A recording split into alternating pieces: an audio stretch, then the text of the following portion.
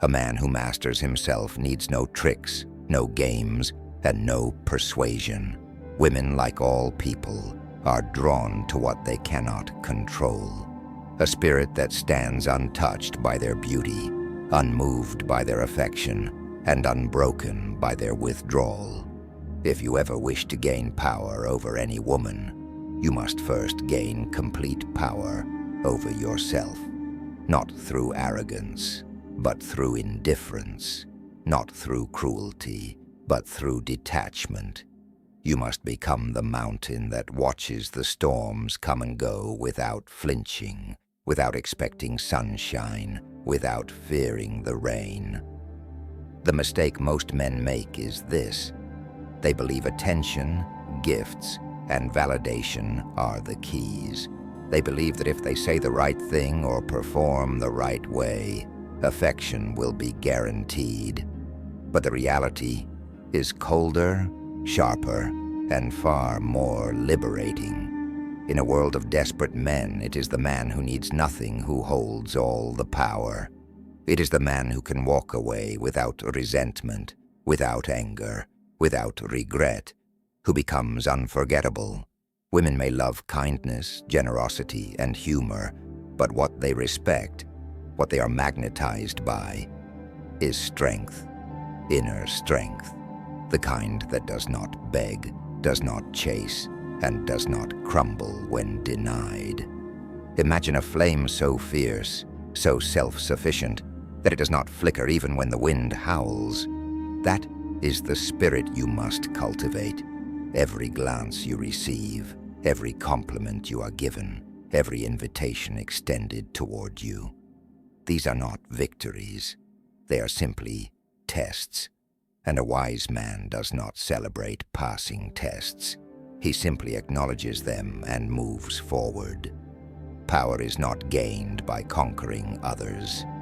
Power is gained by mastering your emotions so deeply that no external force can disturb your peace.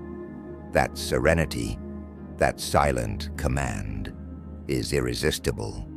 When a woman feels that your happiness is not something she can grant or take away, she becomes curious. When she senses that your world is already full, complete, and bursting with meaning before she ever entered it, she is drawn into your orbit. Not because you manipulated her, but because you represent something rare. A man who exists whole and free. She will test you. She will withdraw to see if you chase. She will provoke to see if you react. She will offer herself and pull back to see if you stumble. And each time, your answer must be silence, patience, and stillness. Like the seasoned warrior who does not unsheath his sword for petty battles, your value does not lie in your ability to impress her.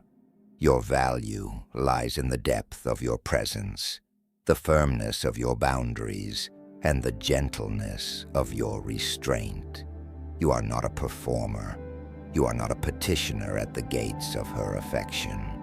You are the gate itself, deciding who may enter and who may not.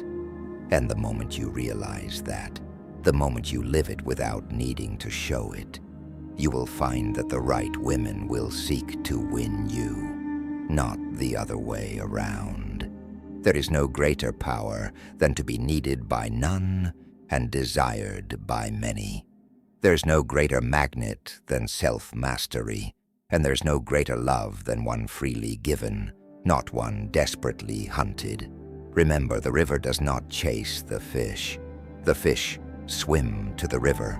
The sun does not plead for attention. The world turns toward its light. So too must you become calm, bright, unwavering. A man whose heart beats for something greater than affection alone. A man who has fallen in love with life itself. When you build yourself into this kind of man, you stop worrying about what a woman thinks of you. Her attention becomes a blessing, not a necessity. Her love becomes a gift, not a drug. And even if she walks away, she knows, somewhere deep in her bones, that she was in the presence of something she may never encounter again. The world may offer pleasures, but few offer peace. Be that peace, the kind of peace that is unshaken, unbroken, and unbought. Then, and only then, will you understand what it truly means to have power, not just over women, but over yourself, and by extension, over the very course of your life. Power over a woman is not seized. It is earned in silence in the invisible battle where a man must first conquer his hunger. Most men are slaves, slaves to beauty, to touch, to the validation that drips from a woman's smile. They believe dominance is about control, about tactics, about winning her approval. But the truth, brutal and cold, is that the man who needs her least controls her most. Not through force, through absence, through the eerie, unshakable calm of a man who has faced his own loneliness and did not flinsome. She can feel it. The difference. In a room full of men eager to please, eager to perform, eager to be chosen, the man who does not need to be chosen becomes the sun around which everything orbits. She will test him, oh yes, because she must. She will try to pierce that stillness, to awaken the craving she is used to provoking. And when she fails, when he smiles without hunger, when he touches without trembling, when he kisses without falling, it unsettles her. It draws her deeper, helplessly. A man who has mastered himself walks like a ghost through the games of attraction. He does not chase. He does not beg. He does not fear the loss, because he has already made peace with solitude. He knows that affection is not owed, not earned through performance. It is given or withheld by forces beyond control, and he welcomes both outcomes with the same stoic indifference. His gaze, when it lands on her, says not, "Please choose me," but "You are free to stay or free to leave. Either way, I remain whole." The tragedy of most men is not that they are rejected. It is that they are empty, and they seek to fill that emptiness with someone else's love. But the wise man knows. No woman, no matter how beautiful, can complete a man who is at war with himself. Completion is an internal act. It is found in silence, in suffering, in victory over the restless mind. Only then can a man love freely, because he does not love to gain. He loves because he has overflowed. Women sense this. Instinctively, they move toward the source of peace just as thirsty men move toward water. Not because it is loud or demanding, but because it simply is, unbothered, unmoved, full.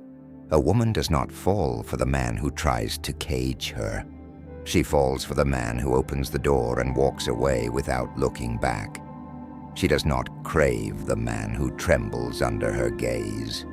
She craves the one who smiles at her chaos, as if he has seen greater storms and survived them all. You must become the one who does not fear the loss, who does not fear the silence, who welcomes the spaces between words, the pauses between touches, the endings between beginnings.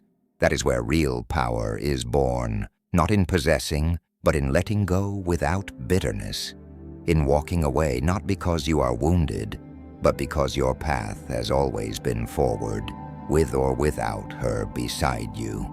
The man who can stand alone, with no applause, no arms around him, no soft whispers to sustain him. He becomes a beacon. He becomes myth. He becomes the standard by which all others are measured and found lacking. And she will remember him, not for what he gave, but for what he withheld. His need, his desperation, his dependence. She will remember him as the storm remembers the mountain, as something that could not be moved, no matter how fiercely the winds tried.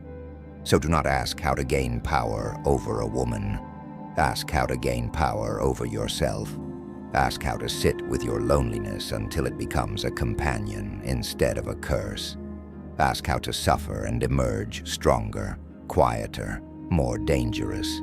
Build your kingdom within. Let no intruder sit on its throne. Then, when you meet her, you will offer her not an empty cup, but a fountain overflowing, and she will drink, not because she must, but because she is drawn by something rare, something forgotten, something eternal.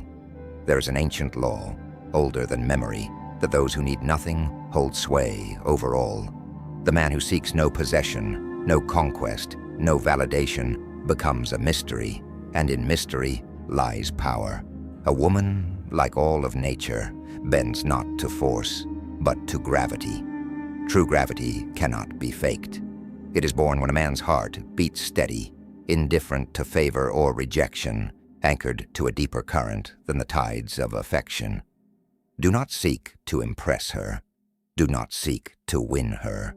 Seek only to master the restless spirit within you that trembles in the face of beauty, that hungers for touch, that fears solitude. Burn it away until your presence carries the weight of still mountains and the silence of distant stars. When she stands before you, she must feel it, that you do not chase, because you are already home, that you do not beg, because you have never been hungry for what another could give, that you do not break, because you have already broken yourself, and rebuilt stronger, colder, wiser. She will dance at the edges of your calm.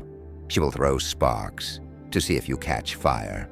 She will offer storms to see if you shatter.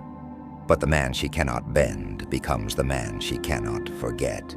He becomes the axis upon which her uncertainty spins, the quiet that makes her heart race faster than noise ever could. And in that quiet, she realizes, here is a man who could have her, yet does not need her.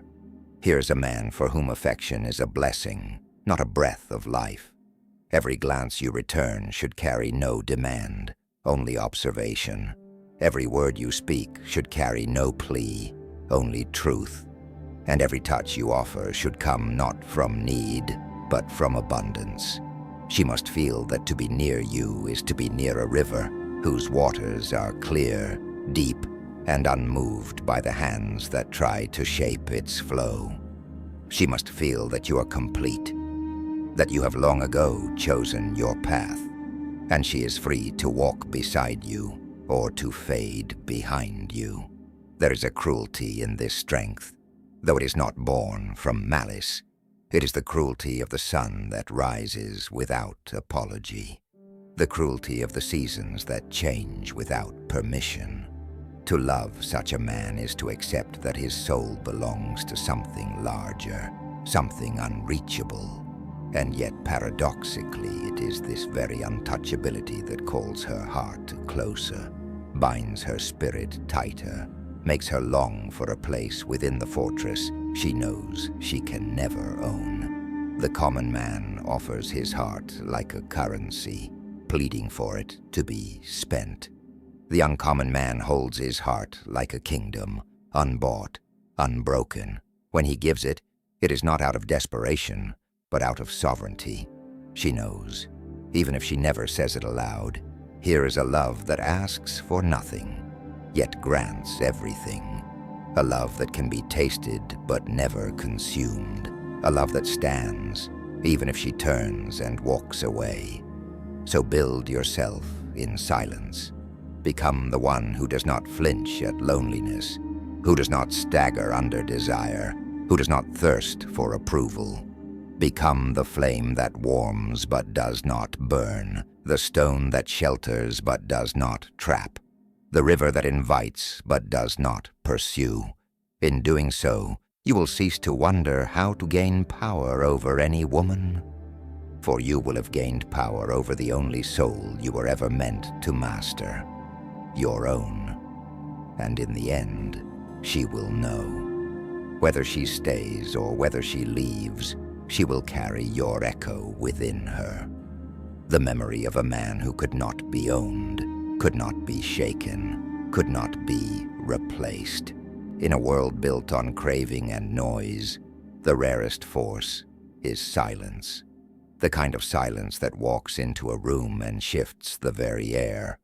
The kind of presence that does not ask, does not plead, does not even need to speak. A man who has conquered himself carries a weight greater than armies. A gravity that pulls without reaching, commands without demanding, holds without binding. Women, like all creatures, feel it before they understand it. They move toward it, even when they tell themselves they won't. They are drawn to the mystery of a man who is whole. Most men break themselves trying to be chosen. They mold their voices, their bodies, their spirits to fit the desires of others. But the man who gains true power over a woman never bends, never trades pieces of his soul for affection. He stands as he is, complete, unmoving, a force beyond temptation. And because he needs nothing, everything is offered. Because he does not chase, he is pursued. Because he does not cling, he is craved. Power does not scream, it whispers. It is found in the stillness after the storm, in the unwavering gaze that says, "I am not here to be filled. I am already full." When she feels that you are not another desperate seeker, but the prize she must reach, the world shifts. She becomes the one navigating uncertainty. She becomes the one wondering if she is enough.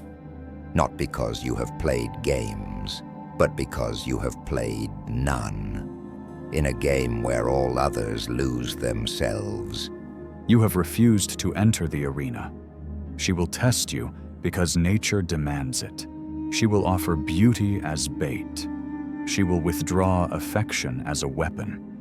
She will summon every instinct you once obeyed. But you will not move. You will not waver.